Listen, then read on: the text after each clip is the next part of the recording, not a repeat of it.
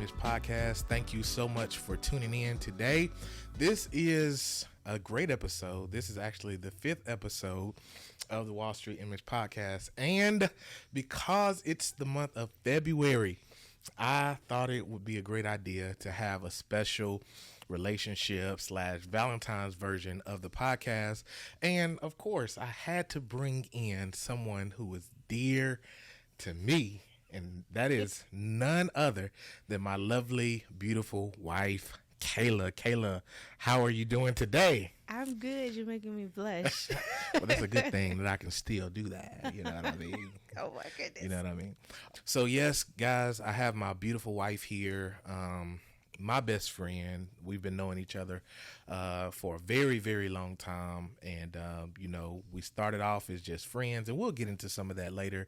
But I'm so excited to have my beautiful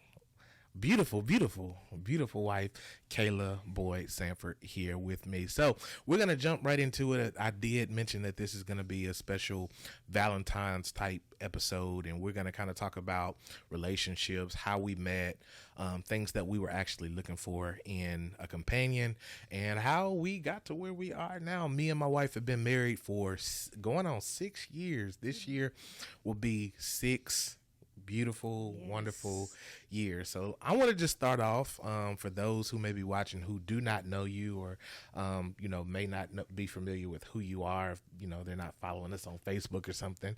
Kayla, just tell us about who you are and where you're from. Hi, I'm Micah's wife. Yeah, that's true. I'm Kayla. I was born in New Orleans, Louisiana.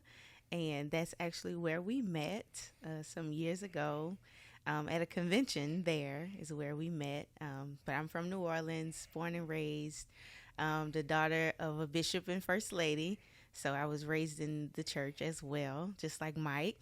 And we met and we became friends some time ago. Yeah. But I sing. I'm a worship leader. I'm in school currently, working on my master's degree in music. I write songs. I'm getting ready to start working on recording some new songs.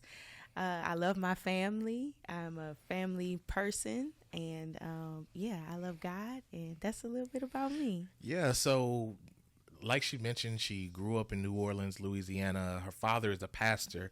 I want you to kind of talk about your upbringing in terms of just growing up in the house of a pastor. Like, what was that like growing up? Your father was a pastor, of course, your mother's first lady. How did that kind of make and mold your life? Oh, I think it has its pros and its cons. Mm-hmm. Having two siblings, growing up with two siblings, I wasn't the only one who was the PK. It was the three of us. A lot of the times, whatever we did, it was the three of us. And I think even before having my own relationship with God, just seeing the example of my parents and their lifestyle, it kind of made you a little bit scared to, do certain things, even if you weren't necessarily walking with God yourself yet. So I just appreciate the example. And then, of course, my siblings, we would kind of hold each other accountable. Even before getting saved, just certain things we wouldn't do. It's kind of like, we ain't supposed to do that, So we would hold each other accountable. We would do a lot of things together. But I just think the example that my parents, lived before us, it made us not want to try or do certain things. And so I think that's that's a pro. Because, there are certain expectations living in the household with the pastor, and first lady, is a certain things that you cannot do in their house. It was a certain reverence and respect.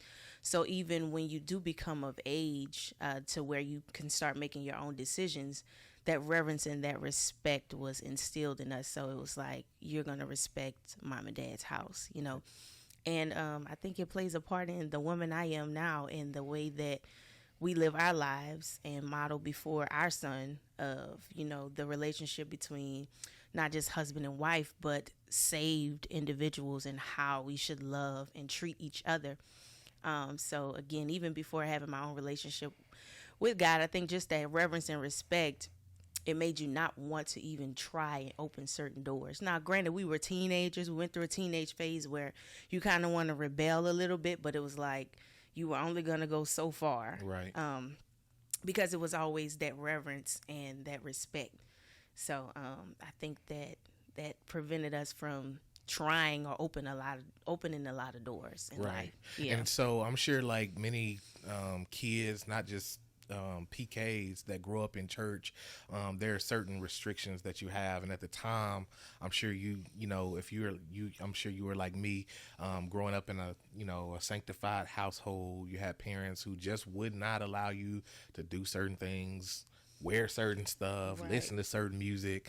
And at the time, you don't really understand that. Did you kind of experience that? I definitely did. Especially for me, I think it was like the music. You would go to school. We went to public school. Right. It's not like we were homeschooled or anything like that. We were Right. in public school, so we would see and be exposed to certain things. But we couldn't do it at our house. But then when you get to school, it's like your friends are listening to certain things, or they might wear certain things, and it's like, well, why we can't do that, you know? Right. And but I can speak specifically for music.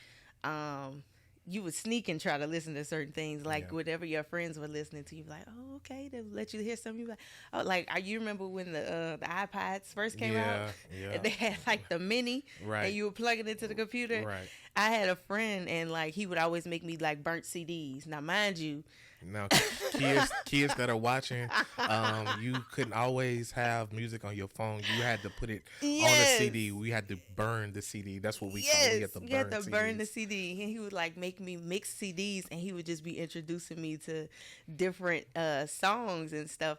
And so that was my way of getting music. Of course, I wasn't gonna download it to my parents' computer or anything. So, it's just certain things. But for me, it was definitely music that I was more drawn to, because I think as a teenager, or as a teenager that's been brought up in a holiness church or apostolic church, you don't always have the consciousness of how music affects behavior. Right.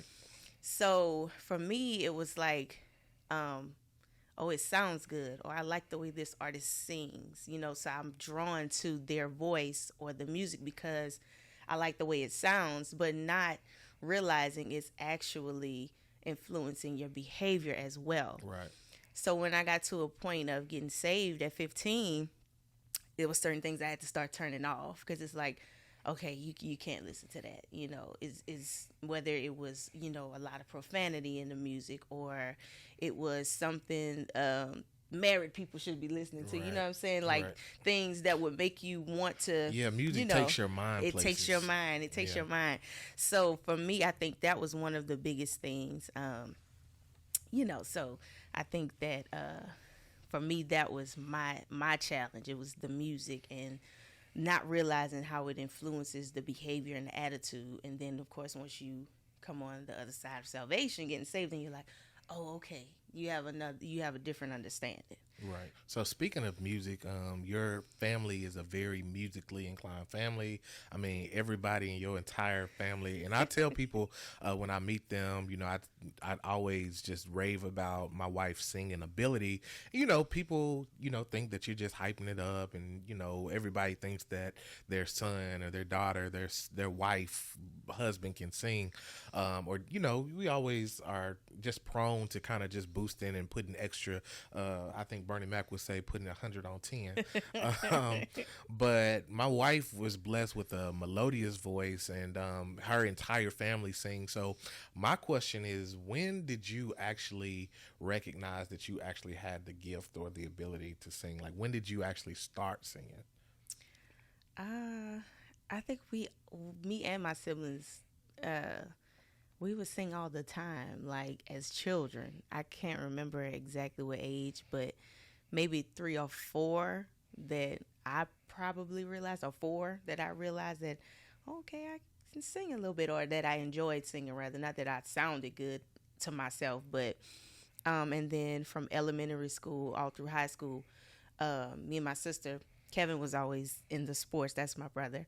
But me and my sister, we would always be a part of like the school choir from like kindergarten on up. So I always had a love for singing since little. And like you said, the family is musical. So family gatherings, you know, it wasn't just us singing. We would have cousins and uncles. You know, we would all sing, break out in song. You know, so yeah. I realized at young that I enjoyed singing, but not necessarily that I was good at it.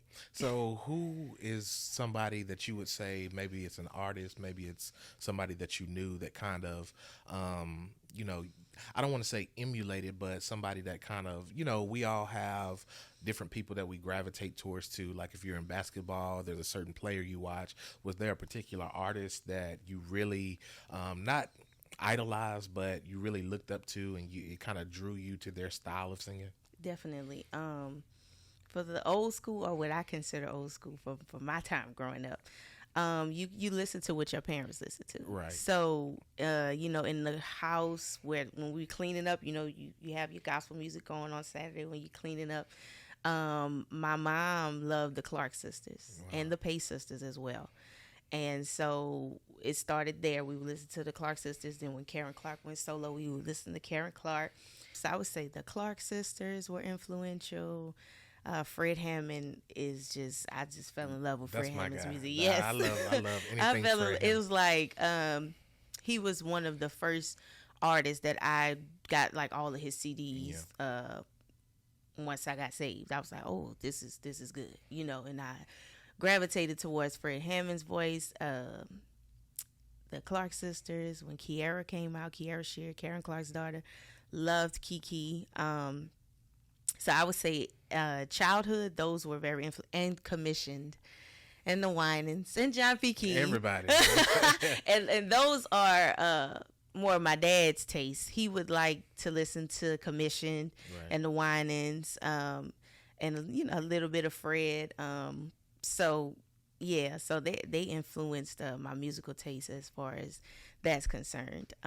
Now currently, I enjoy different gospel artists, but worship music, J.J. Hairston has some really good worship music. It just like you know, those songs that you can sing in church. Right. Like some gospel artists, they have you know, gospel music that's good for car riding or, you know, events or good concert music. Right. But I love those songs that are good praise and worship type songs that I can sing, minister in a service. Right. So I think J.J. Hairston, he's phenomenal when it comes to praise and worship music.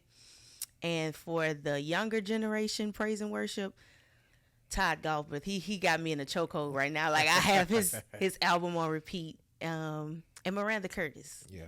That's my fave right there. Yeah, like, yes, she's going to bring you into the moment of worship with her. And that's what I love. I wouldn't say I emulate that, but it's inspirational to me to make me go deeper in my worship and in my study, because she's also a student of the word. Yeah. And so to me, she's a great influence for worship leaders. Right. So she's someone I really admire. Awesome. Yeah. So let's transition a little bit. You know, we talked about this being particularly, you know, February. We're talking about relationships and love and Valentine's Day. Let's talk about how we actually met. Now, years ago, you know, we mentioned that Kayla was from New Orleans. Her parents and her family actually moved here to Jackson, Mississippi for a while due to Hurricane Katrina. Yeah, and we know about the aftermath that stayed. So how long were you all actually here during that time? So we moved to Jackson in 2005. So August 2005 is when Hurricane Katrina hit, and I was 12. Yeah, so at that time, we didn't even know each other. Yeah, we didn't. They actually attended our church, and if you were 12, I was maybe like 15, 16 years old. Didn't even know who they were. You know, life goes full circle, and we were actually at a church convention that took place in New Orleans, where that's where we first got acquainted. Yeah. And at that time, I was familiar with her dad, who was a pastor, and our parents actually knew each other, but we had no idea who each other were. And so kind of talk about like our first encounter and how we actually became, acquainted with each other. Okay, so it was a convention back in 2012, and you all, I was 1 year out of high school. I was just getting into college, and their convention was in town. So we were invited, our music ministry was invited to sing one night at the convention. And we went there and we sang. And when we came down, Micah was actually sitting next to my dad. And as he said, he was already familiar with my dad. I didn't know that they would talk from time to time. I think he was, I guess, like one of his mentors, I think. And so when I came down from singing, I saw him sitting next to my dad, and I was like, "Who is this?" Because you was like, "He fine." Ain't That's not what I thought to myself. She came clean out the spirit. No, oh my God.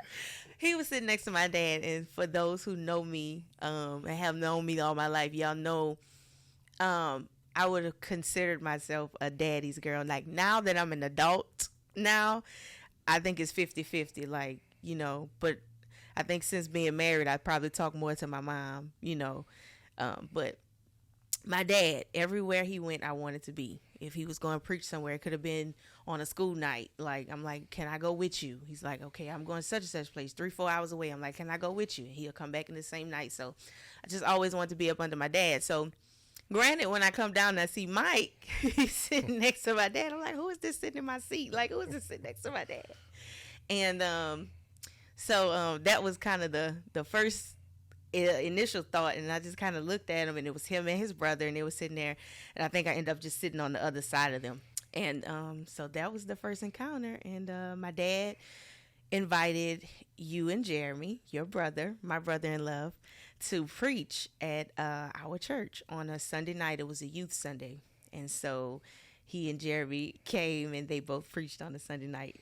Now keep in mind, I was not even thinking about preaching at this time. I wasn't called to preach. I didn't have no title. Didn't even know how to preach. But your dad told us, "Hey, man, y'all coming to our church on Sunday evening. Y'all gonna preach." We was like, "Preach what?" Like, we don't know what we doing. Now, if I tell the story, I always have to say that when we got to that particular service, Kayla was singing to me. I was not singing to you. Kayla was singing to me. What was you singing that night? First of all, I was not singing to him, "Saints of God." She was singing to me, y'all. She was singing "Chasing After You." Oh my God, I was singing to the Lord. She was telling the Lord the desires of her heart. She said that I'm chasing after you, no matter what I have to do, because I need you more and more. I was like, the Lord must be trying to tell her something through this song.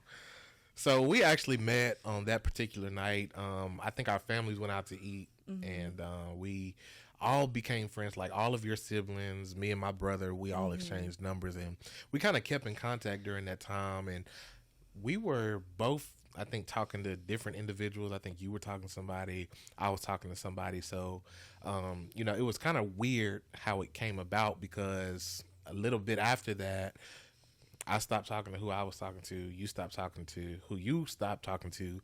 And then me and you actually developed like a more of a friendship that kind of developed and blossomed into, a relationship. And I think that was one of the best things, is because a lot of times people jump into relationships without becoming friends first. Yeah. And they know nothing about the individual. They know that they're attracted to them, but they don't know, anything but beyond just the physical attraction. And I think that was one thing that we were blessed in that regard, is that we actually started dating after we had already pretty much knew each other. And I think we started dating in what year? At the end of 2013. Yeah, 2013. Yeah. So, and so that was kind of how our relationship came about. We, were talking long distance, and, so when I first knew Kayla liked me, And I think, yeah. You want to put it on me first. Who liked who first? You liked me as soon as you saw me. Okay. All right. But you was singing me the song. Okay. You are out of control. So who liked who first? Like that, I think that's one of the questions that. Lord. Who liked who first? I think you liked me first. Oh my God. I think you liked me first. I think you liked me first. You just. Well, okay. So after we found out that we kind of started liking each other, we started dating. 2017 was the year that we actually got married. Now, let's go back to the proposal, because the proposal was one of the most interesting things. Is that I really wanted to go all out. Me and Kayla, we had dated maybe 4 years before we actually got engaged. She was in college. I was trying to, find a working stable job fresh out of college. And so I wanted to build up my bank account, wanted to make sure that when we got married that we had a stable financial footing. Because one of the things that I never wanted to do was to take her out of her dad's house and not be able to give her a comfortable lifestyle. And so, while she was in school, I was working towards that, trying to build up my income. And when I finally got to the place where I was going to propose, I remember that I called my mom. I wanted to do something that was just everybody gets engaged. They go to a restaurant, they put the ring in a cake or something, or just something. I wanted to be different. And I said, you know what I'm gonna do? I'm gonna rent a helicopter. I'm gonna rent a helicopter. Now, I'm afraid I don't like heights. I'm not a roller coaster rider. If you go to the amusement park with me, you gonna be mad, 'cause Kayla and my brother are they're the ones who ride the rides. They want to go on the stuff that got the most loops, gonna make your stomach drop. You know what I'm saying? I ain't that person. You can catch me over there by the funnel cakes. Okay, y'all. He likes his feet on the ground. Yeah. Y'all can catch me at the basketball hoop. You know what I'm saying? Winning a prize or something. But anyway, so I wanted to rent this helicopter, and I think I called my mom. We were in New Orleans for Thanksgiving, maybe. Was it Thanksgiving? It was around Thanksgiving. Yeah, it was around Thanksgiving. Mm-hmm. So I called my mom. I was like, hey, I want to get a helicopter. And so, she was working on the back end of that. And so we were getting ready.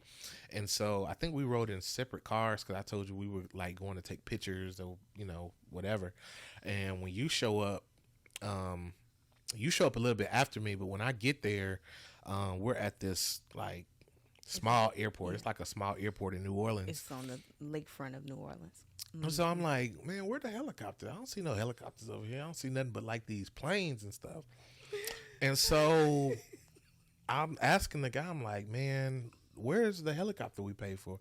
He was like, oh, there's no helicopters here. There's only planes. I was like, what you mean there's only planes? So, I'm calling my mom. She's like, oh, I thought it was a helicopter. And, so this whole time I'm thinking about calling the engagement off, because I'm just this ain't a helicopter. I'm thinking that they just going to take us up. We're going to do something real quick and come back down. But this guy had a whole plane ride scheduled. And so when you get there, we get on this small 4-passenger plane, and this guy is just very giddy and all adventurous. Of this. He's very adventurous, and he's just trying to show us all this stuff. And I'm just all this time I'm just I'm so mad right now, because this is not how I expected this to go. And then I hate planes. I don't even I'm not the biggest getting on planes traveling. Mm-hmm. I'd rather drive if I could, but. Yeah. So we get on this plane, and this guy, he wants to show us all this stuff, and he's trying to show us inertia and all this other stuff, and he flips the plane sideways, and I'm just so ticked off. So when we finally get down to the ground, I can barely gather myself to ask the question, but I finally was able to get down and ask you. So were you expecting that? I was completely oblivious. Y'all have to understand, Mike was always doing something to surprise me while the whole time we were dating. He would just, drive down to New Orleans, just pop up, and I know he's coming. You never know when I'm going to pop up. He would just pop up, come with gifts, and it was he was always doing something to surprise me. So when he said we were taking pictures, and we ended up doing a plane ride, I just thought we were trying something new. We were always trying something new. So I just thought, oh, okay, we're trying something new. I knew he didn't like planes, so that should have given it away. But I just was like, well, maybe he just, want to try something new. So when we got out the plane, Like all your family. my family, a couple of my cousins, I call them my sister cousins. Yeah, so I just basically invited all her family, and that was just kind of like a way to share that moment with your family, because of course us living in different states, I knew we had already discussed like if we were to get married that you would move here and things like that. So we kind of wanted to share that moment with them, and so it was fun. One of the things I do want to ask you is that even before we got to the point where we got married or we got engaged, what was it that you were looking for in a companion? Because I know that there were certain things that I was looking for, and of course in church pools are small when it comes to male to female ratio, and I'm sure that there's probably a lot of guys that wanted to talk to you. What were some of the things that you were actually looking for in a companion during that time? Just something different from what I had seen. I just, being in church all my life, you see a lot, and sometimes people can put on, their representative comes, and it's not actually who they are, And so I had experienced that, where a lot of people, to be specific, men who were interested, were not what they put on to be. I just put it that way. That's the nicest way I can put it, right? Yeah. And when I met you, what I appreciated was you were always a genuine person, and what you see is what you get. You weren't one way outside of church and then another way when we got to church. You were always the same and always had integrity. You were always respectful to me. I didn't have to worry about you trying nothing, and being like, wait, hold up, brother. I never had to worry about that with you. You were always a complete gentleman and saved for real. So for me, that's what I was looking for. I didn't have like I want him to be light skinned. I want him to be 6'3". I didn't have those specifications. Yes, I wanted you to be attractive to me, of course, but I never said, oh yeah, God, he got to look like this. He got to make this much of money. He got to live in this kind of house. I never got that specific with my request. It was like, I want somebody that's going to love you, first of all, God, and that's going to treat me right, and that's going to love me, for me, for Kayla, not, try to change me or make me into but love me as I am. And that's really what I was looking for. And of course, through the process of dating, it was like, I think we went through different things where God kind of was revealing to both of us, like, okay, this is the person, So I didn't have any red flags to be like, oh no, don't do that, So yeah.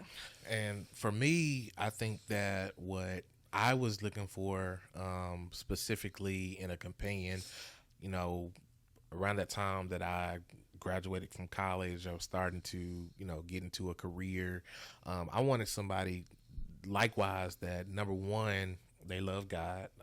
That was like the number one on my list, because I see so many young people that just get into marriages, even relationships, just based solely off looks, based solely off of, things that don't really add any value, because like beauty fades away. And so, I mean, of course, let's be honest, visuals are important to me, and, men are they're visual people. So, you're looking for, but I wanted something beyond just that. Somebody, that I was attracted to physically, but also somebody that, especially with me being in ministry, I think that one thing that, sets so many young men in ministry on the wrong path is getting hooked up with the wrong woman. Like, you see so many get pulled out of ministry.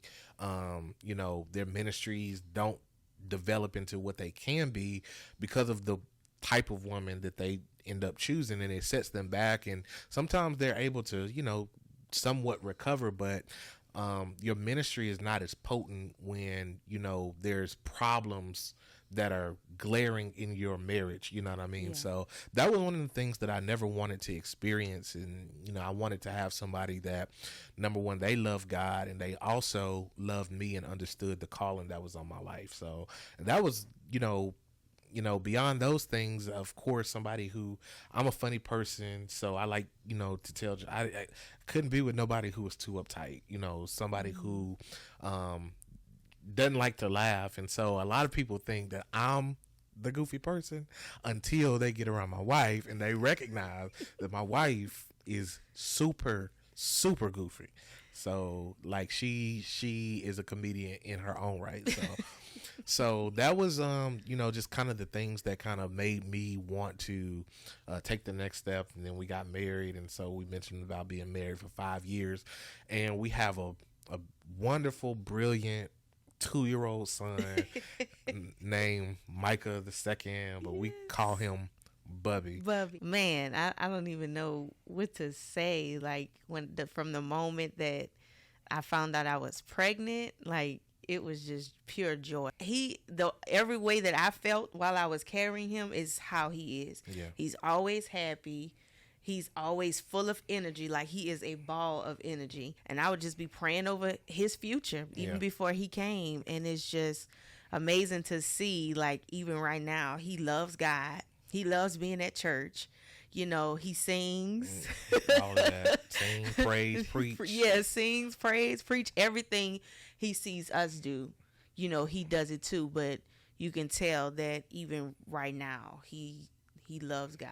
Right. So it's something special about him. I don't think he's like an ordinary child. I'm sure most parents feel that way about their children, but it's something special about him, and he's very discerning. Yeah. Like he's a special 2-year-old. Yeah. I don't know. Yeah, he definitely is. And I want to circle back because right before he was born, we went into a pandemic, and not even a few months before the pandemic actually hit, we were, planning on starting a family, preparing ourselves for that next step. And just out of nowhere, I get laid off. And that was one of the most difficult times of my life, mainly because I knew who I wanted to be to you. I knew I wanted to be a supplier.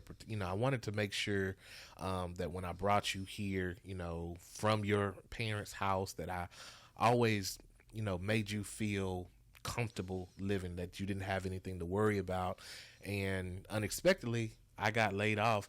And one of the things that God actually blessed me is he blessed me to understand that I had talents beyond what I was currently doing. And I never forget when I called my wife. I didn't even know how she was going to respond or how she was going to react, but I was just like, man, I have to tell her about this, being laid off. And I was leaving work. I was like crying. I just prayed, and I was like, Lord, how did this happen?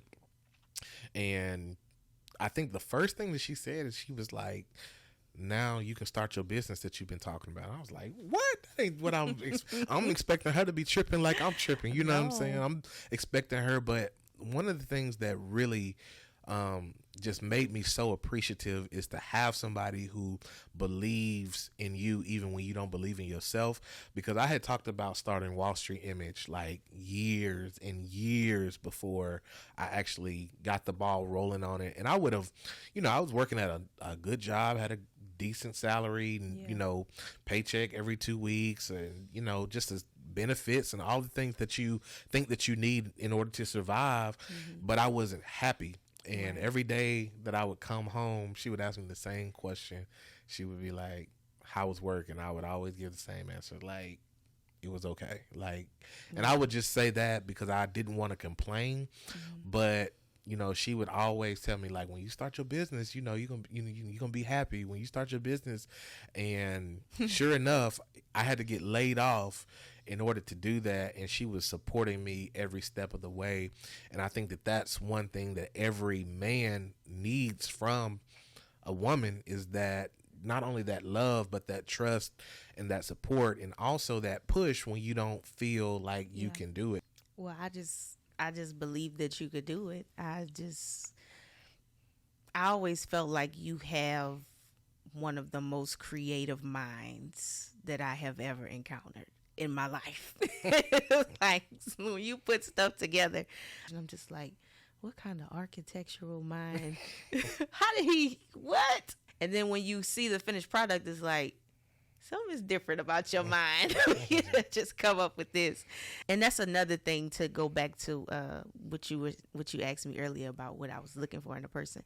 Also, intelligence. I just find that very attractive. Like, not that I don't think myself to be an intelligent person, but to be with someone else who is intelligent, but they're teaching me new things about things that I didn't already know. Right. And just watching you in your element, like, is the most beautiful thing. It's the most beautiful thing. So I always felt like you could do what you're doing now full time and be successful in it with the way that you do it.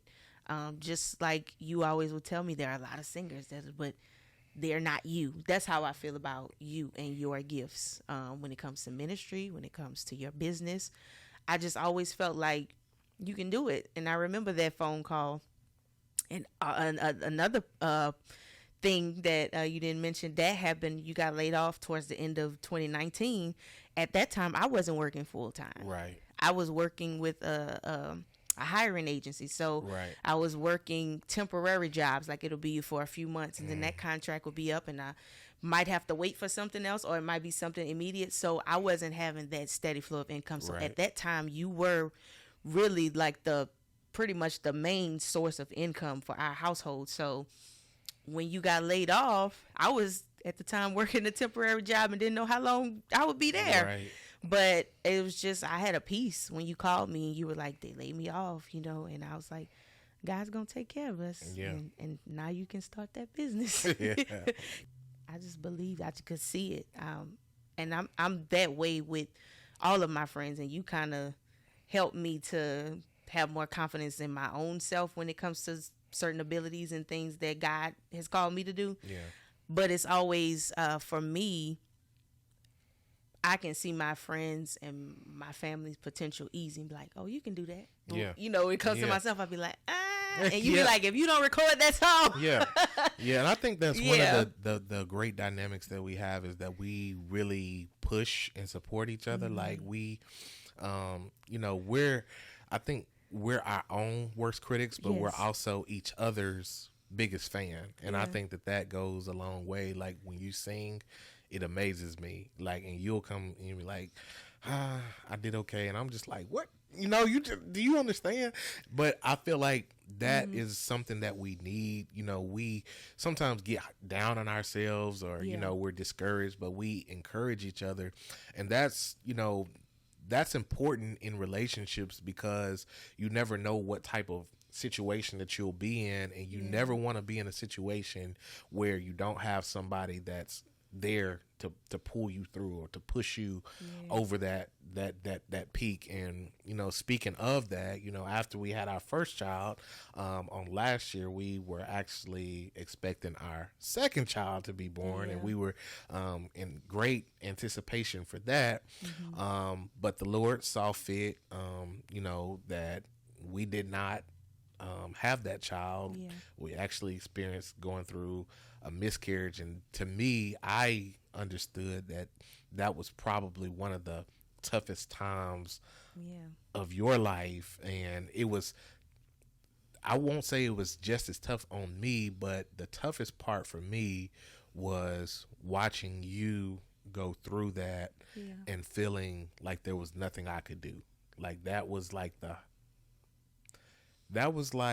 one of the toughest situations I've ever been in, because like being sick or something like that, like I would almost rather it be me than you, because I'm, even when I get sick or something happens to me, I'm just like, you're like, hey, we need to go to the doctor. I'm like, no, I'm gonna be okay. But then Yeah. when it's you and that particular situation happened, seeing you go through all of those things, and it was just like I was praying, I was believing, I was trying to encourage you, but I just felt like hopeless. And man, that was one of the times that we really needed each other, and that made me like, feel that if I can't do anything else, I'm gonna be present. Yeah. I'm gonna be present with you. And I feel like that's all that I needed. Yeah. I knew you were praying for me. I knew that our family was praying and our church family was praying, and I still get emotional talking about it because it still feels fresh because that was September 2022. We're only in February 2023, but it's getting easier to talk about. It's something that's common that happens, and I had to resolve within myself that God knows best. Yeah. He allowed it to happen, and He knows best. Yeah. Don't know if I did carry to term, if the baby would have been okay or something, or if I would have had complications. I don't know the whys, but I do know that God knows best. Yeah. And whatever He saw fit to happen, He allowed it to happen, and it's a testimony to help somebody else who's going through it as well. But just your presence was everything going through it, because you were literally right there, throughout the whole ordeal. And it was traumatic for me, but I know that it was probably traumatic for you as well to see me going through that. But yeah, sometimes it's not what you say or do. It's just sometimes just your presence, just being there.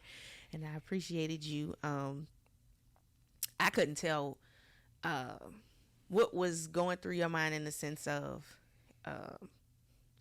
if you were scared, if you were being present with me and just being such a good support system for me in those moments when it was happening, that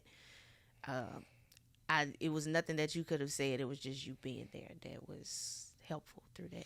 And I think that that's something that all relationships, young people that are thinking about getting into a relationship, thinking about getting married, there's some things that you cannot prepare yourself for. Yes. Like there's just situations that will arise, but one thing that you can make sure is that you're with somebody that's gonna stick out the storm with you. Somebody who's not gonna jump ship when bad things happen. And people used to kind of criticize, like, what's taking y'all so long to get married? And we dated for 4 years, but I still feel like that wasn't a long time, because we were getting to know each other. We were long distance, so we didn't get to see each other every single day. Right. We would talk on the phone, FaceTime, but it was necessary for me to make sure that the next person that I talked to was going to be the last. Like, I was like, the next person that I invest in, emotionally, that's going to be the person that I want to spend the rest of my life with. And, it gave me that we went through so much just through the courtship, like the dating phase, that it was just like, by the time we got married, we was like, man, we ain't going nowhere. Like, we may go through some, and even since we've been married, we've, had disagreements, falling outs, and different things like that. But we gotten past that point of, like, I'm out. Like, we've gotten past that point of, we disagree and I want to be with you no more. You know what I'm saying? No. And I think that that's something that, every relationship should experience. Is like, I think I told my brother and some other people this, is like, don't get married until y'all have had a fight. Like, you need to see how they respond when they're sick and tired of you. Like, you need to know whether or not they're going to stay when you have driven them, like, to their wits' end.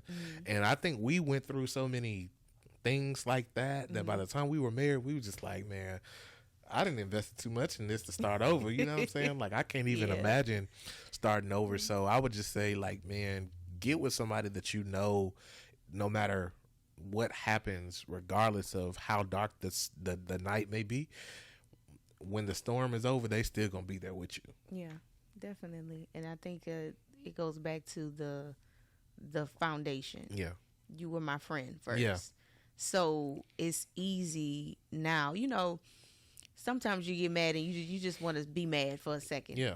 And be like, wait, just let me, just let me be mad. Right? Yeah. Yeah. But then other times, and I think as we've been married for more years, you get to the point where, okay, it's not worth me staying mad. Yeah. And he is still my friend too. Like, I don't want to hurt my friend. Yeah. Okay, so if I did something to offend you, I'm coming to apologize because what I did hurt you, and then you correct the behavior as you go along. Right. Like, you learn, what's hurtful to your spouse, or, what they don't particularly care for you doing. And you're like, okay, all right. And you adjust as you go along, and you figure out the best way to love one another. Right. Because we've had great examples in our parents and their marriage, but I'm not your mom, you're not my dad, so I have to figure out how Micah likes to be loved. Right. And you have to figure out how Kayla likes to be loved. Right. And we can't necessarily mimic someone else's marriage. We have to figure out what works for us, what creates a happy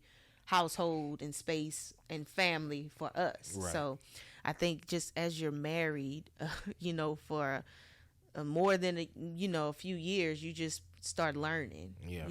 That, okay, is it worth me?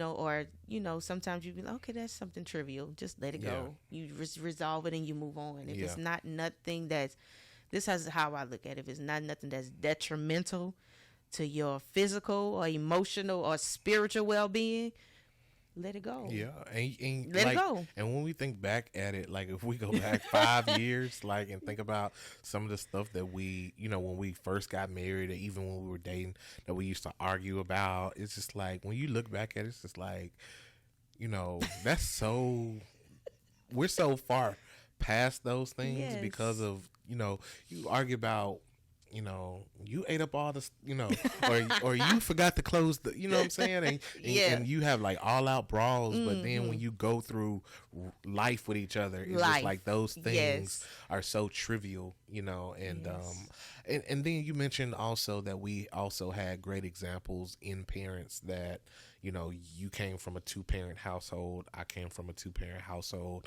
and so, not that we tried to mimic anything particular that they did, but they showed us that this can be done. Mm-hmm. You can have a successful marriage. You saw some of the ups, you saw some of the downs as well as I, but you also saw them work as a team through those things that regardless of, whether it was financial, physical, illnesses, they worked through those things as a team, and they, loved each other through it. They raised children through it. And now, we're up to bat, and our obstacles may be different, but we had that example that showed us, like, if y'all do it together, y'all will be successful. But if you forget that you're on the same team, then you won't be able to accomplish as much. So I'm definitely appreciative of that. So we're going on 6 years, and so in this 6 year, we're looking for great things. And so I guess now's as good a time as any to mention that we are blessed that we went through what we went through last year, but God blessed us, and we are once again expecting. Yes. So I'm excited about what this next chapter holds, and so I'm ready to continue doing life with you again. And likewise, I'm ready to continue doing life with you. So I have to do our rapid fire questions. Oh, Lord. As we always conclude our podcast where we do our rapid fire questions. And so we're going to do a special Valentine's edition of our rapid fire. This is going to be somewhat like of a newlyweds type of game. Okay. So we're going to see how much we have learned about each other over this decade of dating and courtship. So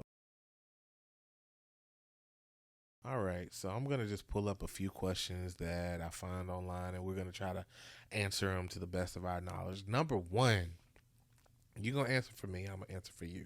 Okay.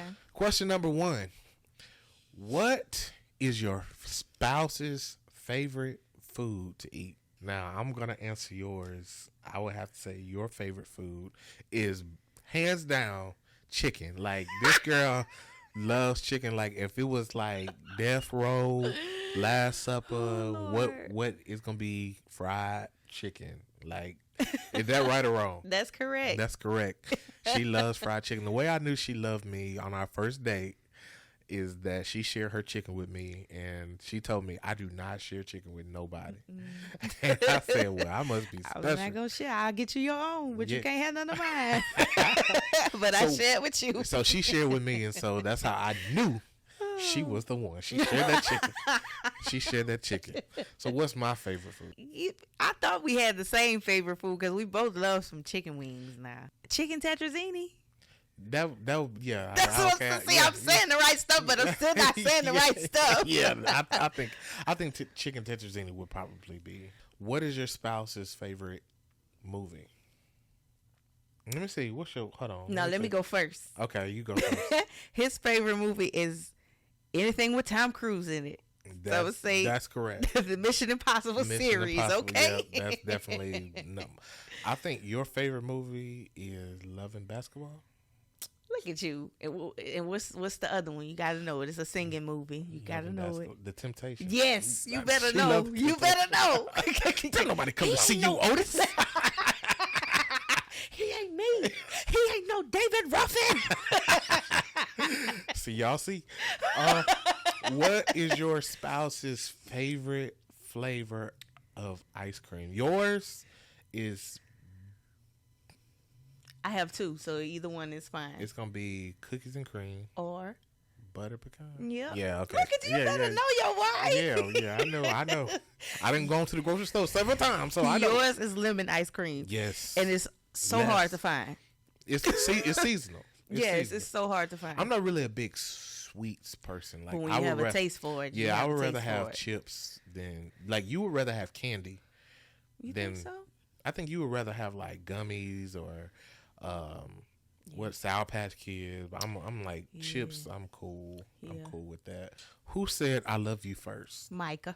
No, you said I love you first. Micah said you it first. You said it first. Let me tell y'all what happened. You said it first. Okay, first of all, we're not gonna lie up here. You said it first. You thought it first. No. But who said it first? You dreamed it first. Don't be talking about I dreamed it first. You dreamed it first.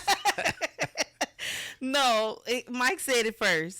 I don't remember that. Yeah, of course you don't. Okay, let me tell you what happened.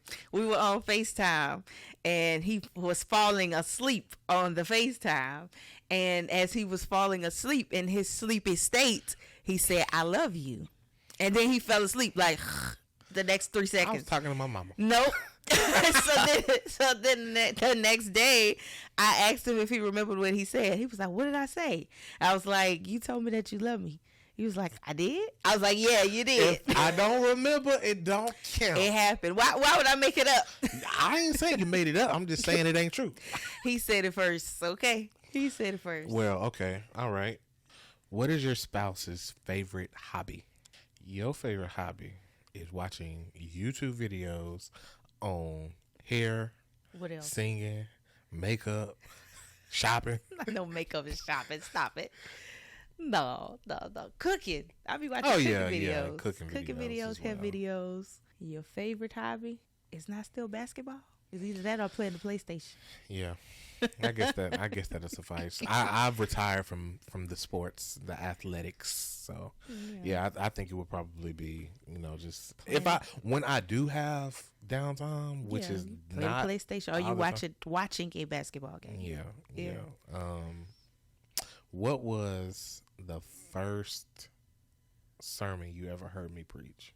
It was at my daddy church. What was the first sermon? I remember the first song you sung.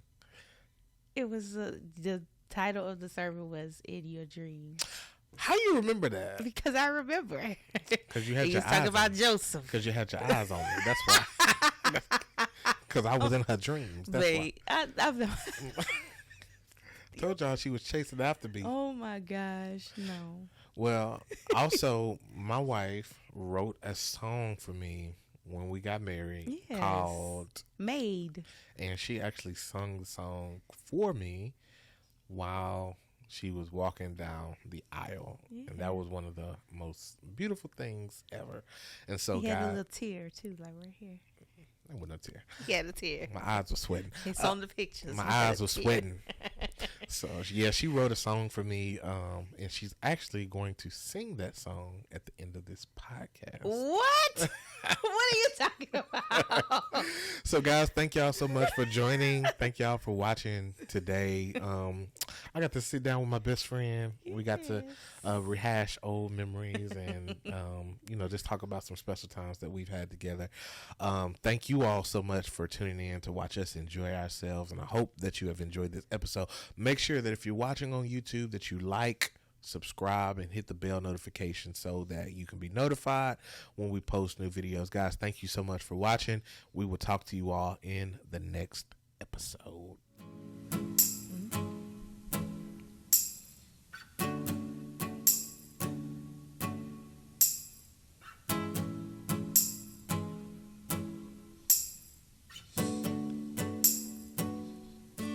Tailor-made by God's hands, just for me. Two hearts joined in one accord. We've got perfect harmony. You've shown me love the best way. You become my best friend. I love you now and always, 'cause it will never end, 'cause we're made for each other.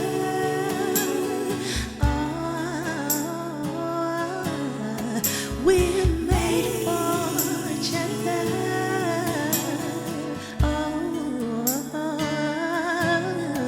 We're made for each other.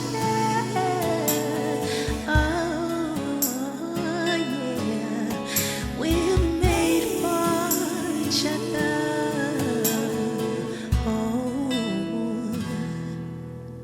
'Cause we